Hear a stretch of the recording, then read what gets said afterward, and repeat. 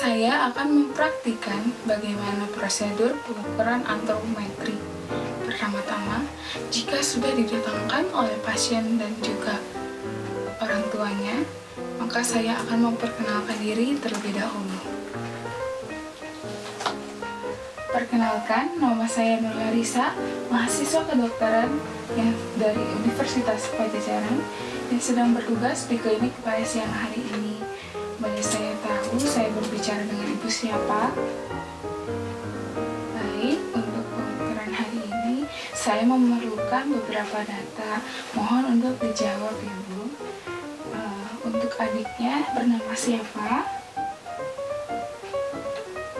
Baik, lalu untuk tanggal dan tahun lahirnya boleh saya ketahui? Yang terakhir, saya memerlukan alamat dari ibu dan juga adik. Jika boleh tahu, ibu tinggal di mana? Baik, selanjutnya saya akan menjelaskan prosedur dari pengukuran tinggi badan ini. Pertama-tama, saya harap dan saya mohon untuk adiknya untuk melepas alas kaki terlebih dahulu. Lalu saya selanjutnya akan mengarahkan adiknya untuk berdiri menempel pada tembok dan melakukan pengukuran. Baik, saya rasa bisa dimulai sekarang. Terima kasih.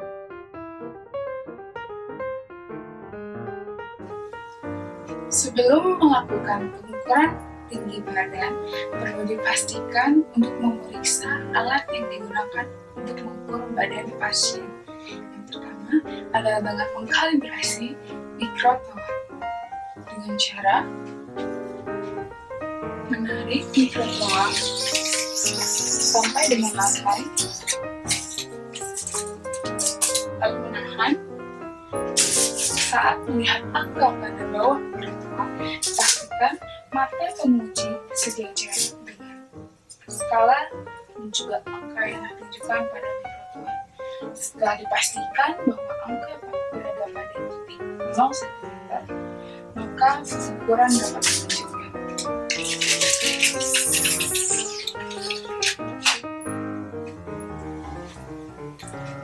Setelah pengecekan dan pengkalibrasian dari mikrotoa, selanjutnya saya akan mengarahkan pasien untuk berdiri di tembok dekat tembok.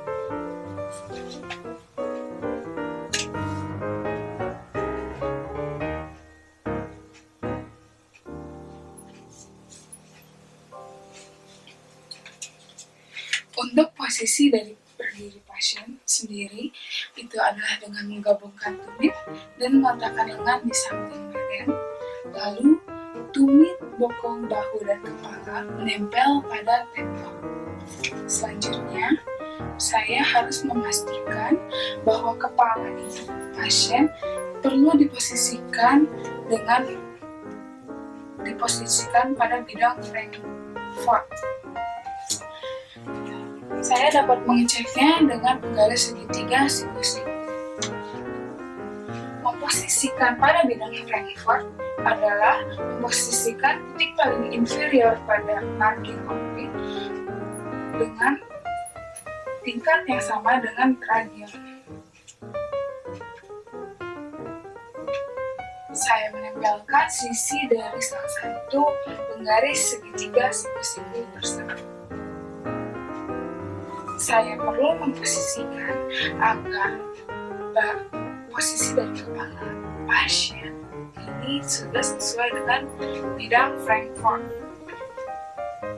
Setelah sudah, satu hal lagi yang perlu diperhatikan adalah pada posisian dari bidang Frankfurt, mata dari penguji sejajar dengan posisi kepala pasien. Selanjutnya, saya akan melakukan pemeriksaan dan meminta terlebih dahulu untuk pasien menarik nafas agar bahunya rileks. Saya akan memulai pemeriksaan tinggi badan ya, baik.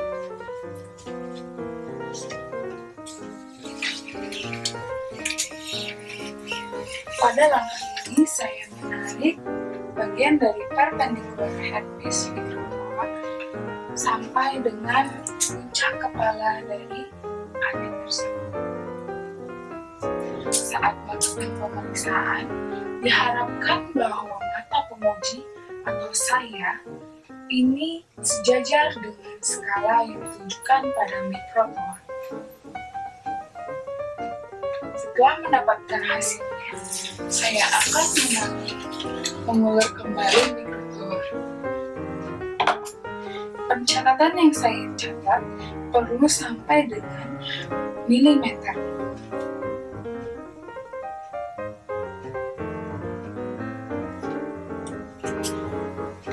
Pengukuran tinggi badan selesai, selanjutnya saya akan memasukkan angka yang saya dapat ke dalam chart dengan sesuai dari gender pasien dan juga umur pasien. Terima kasih. Selanjutnya saya akan melakukan pengukuran dari sitting height. Peralatan yang diperlukan untuk pengukuran sitting height adalah bangku setinggi 60 cm, mikrotoa, dan juga penggaris siku-siku untuk pengecekan bidang Frankfurt. Dalam langkah pertama, pengukuran sitting height adalah mengkalibrasi dari tinggi bangku tersebut. Saya akan menarik mikrotoa sampai dengan puncak dari bangku. Dipastikan mata saya sebagai penguji sejajar dengan skala yang ditunjukkan pada mikrotoa. Didapatkan hasil pengukuran tinggi bangku adalah 60 cm.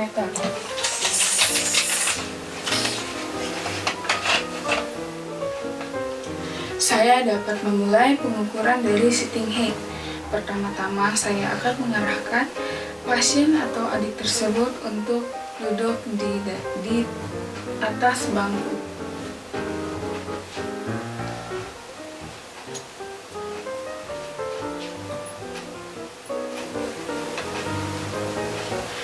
Sebelum melakukan pengukuran, perlu dipastikan bahwa kepala dari adik tersebut sudah sejajar dengan bidang Frankfurt, yaitu adalah titik paling inferior dari margin orbit pada tingkat yang sama dengan ragion.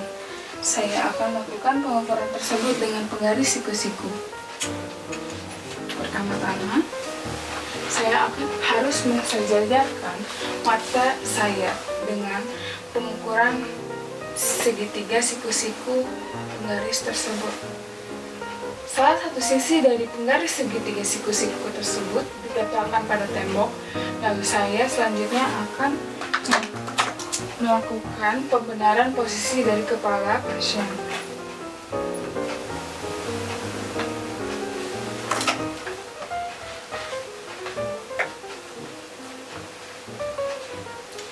Posisi badan pasien adalah tulang belakang, bahu, dan kepala menempel pada tembok.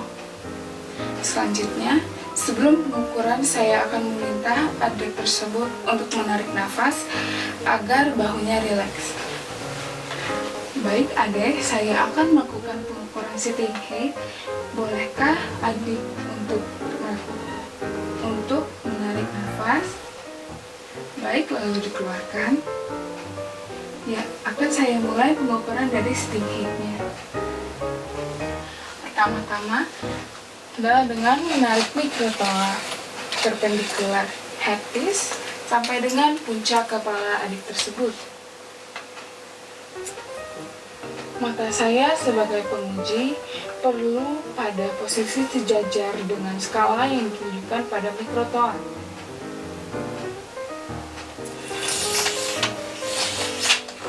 Setelah mendapatkan tinggi dari sitting height, saya akan menulis sampai dengan milimeter.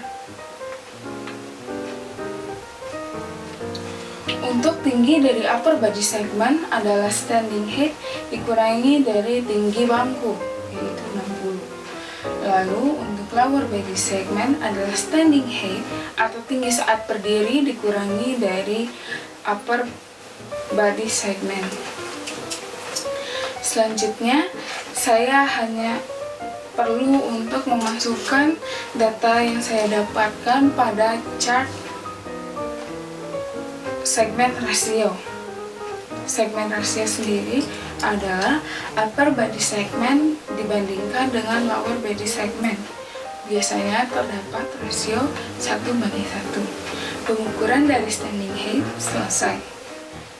Terima kasih adik. Pengukurannya sudah selesai. Terima kasih. Selanjutnya saya akan memasukkan hasil pengukuran dari standing height. Yang pertama, saya mendapatkan grafik WHO yang sudah saya sesuaikan dengan gender dari pasien dan juga umur dari pasien. Pertama-tama yang terpenting adalah saya menuliskan umur dan juga nama pada grafik tersebut. Selanjutnya saya memasukkan hasil pengukuran dan menandai pada grafik. Untuk hasil dari sitting height sendiri, saya akan memasukkan hasil dari pengukuran ke dalam grafik dan menghitung rasio. Cara menghitung rasio adalah dengan membagi upper body segment dibandingkan dengan lower body segment. Didapatkan bahwa perbandingan yang ideal adalah 1:1. Dalam pencatatan hasil pengukuran ini, perlu dipastikan bahwa didapatkan umur dari pasien dan juga nama dari pasien. Terakhir dari pengukuran antropometri ini adalah dengan menyampaikan hasil dari pengukuran dan interpretasi dari hasil pengukuran terhadap orang tua ataupun keluarga dari pasien, yaitu dengan menyebutkan persentil dari tinggi adik atau pasien tersebut dan juga rasio dari sitting height yaitu upper body segment dibandingkan lower body segment. Juga perlu disampaikan bahwa pengukuran ini sifatnya adalah penting untuk mengukur pertumbuhan dari tahun ke tahun agar dapat memonitor dari pertumbuhan adik tersebut. Pengukuran antropometri selesai.